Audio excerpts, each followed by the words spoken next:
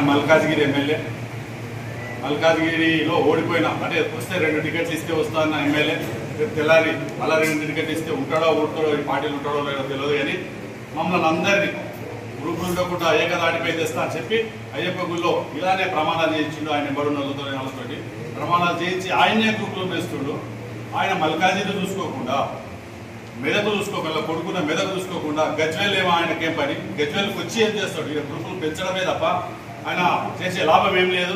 ఆయన వచ్చి hi bye అనుకుంటా బండి మీదది హాయ్ బాయ్ అని ఊపుకుంటూ పోడు తప్ప అంతకుమించి ఒక పని అవసరం ఉన్న పని అయితే చేసేది కాదు. ఎవరైనా మేము కూడా పెద్ద మనిషి చేస్తాడేమో అని చెప్పి ఆర్ఎన్ఆర్ కాళ్ళు పిలిస్తే ఆడికొచ్చి కేటీఆర్ తిడుతుండు తప్ప సమస్యలు అడిగే పాపాన పోలేదు. అది మీ అందరి దృష్టిలో ఉండేది. ఆ విషయం కూడా మీ సమక్షంలో జరిగింది.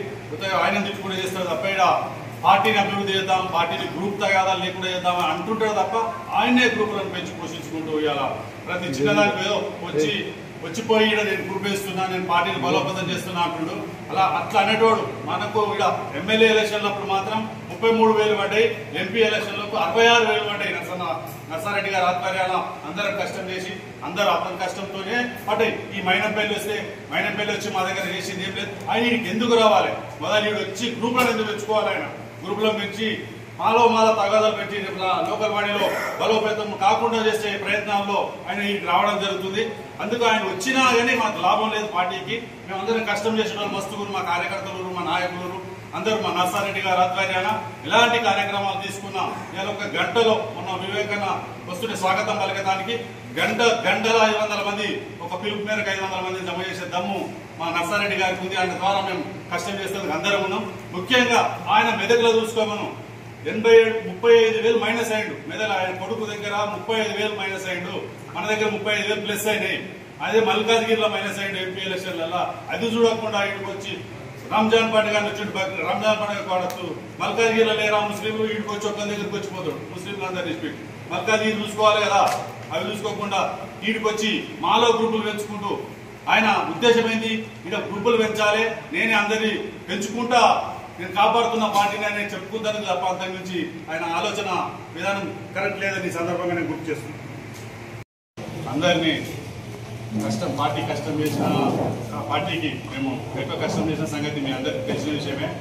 అందరూ మాకు ఈ పదవులు ఇచ్చిన నర్సారెడ్డి గారిని మేమాట మనిషికి ₹1 కోటి ఇచ్చినామని అభియోగం చేసుకుంటా బదనాం చేసుకుంటూ వచ్చారు. అందుకు మేము ప్రమాణపూర్వకంగా నేను నరేందర్ రెడ్డి అని నేను వెంకటేశ్వర స్వామిపై దేవుడి మీద ప్రమాణం చేస్తున్నాను. నేను ఏం చెప్పినా నిజమే చెప్తాను, అబద్ధం చెప్పను. ఈ సందర్భంగా తనకు నర్సారెడ్డి గారికి నేను ₹1 కోటి ఇచ్చి ఈ పదవి తీసుకున్నా అని బదనాం చేసే నాయకులకు అందరికీ నాలాగానే మీరు కూడా గుడిలోకి వచ్చి నాకు ఇంకా ప్రూవ్ చేయండి. మీరు చేసే పనులన్నీ బదనాం ఎలాంటి బదనాం చేస్తున్నారు, ఏం పని చేస్తున్నారు, అలానే మేము ఇది ఏం రూపాయి చేయలేదని నేను దేవుడి మీద ప్రమాణం చేసి ఈ సందర్భంగా ప్రెస్ ద్వారా అభియోగం చేసే వాళ్ళ మీద నేను మీ ద్వారా తెలియపరుస్తున్నా. దేవుడి మీద ప్రమాణం చేసి చెప్తున్నాను. నా నమ్మకమైన దేవుడు వెంకటేశ్వర స్వామి ఒకటే చెప్తున్నా, నేను మునపాక ఏంటి చేయను. నాకు ఈ పదవి రావడానికి కారణం నా కష్టమే. నాకు ఈరోజు ఈ పదవి వచ్చింది. దీనికి ఎక్స్ఎమ్మెల్యే నర్సారెడ్డి గారికి పైసలు ₹1 కోటి ఇచ్చామని చెప్పి అనవసరంగా పుకార్లు వ్యాపింగ్ చేస్తున్నారు. వేస్ట్గా ఆ పుకార్లు బంద్ చేసుకోవాలి. ఎందుకంటే కష్టం చేసిన వాళ్ళకే పదవి వచ్చింది. ఇది 100% మీ అందరూ తెలుసు.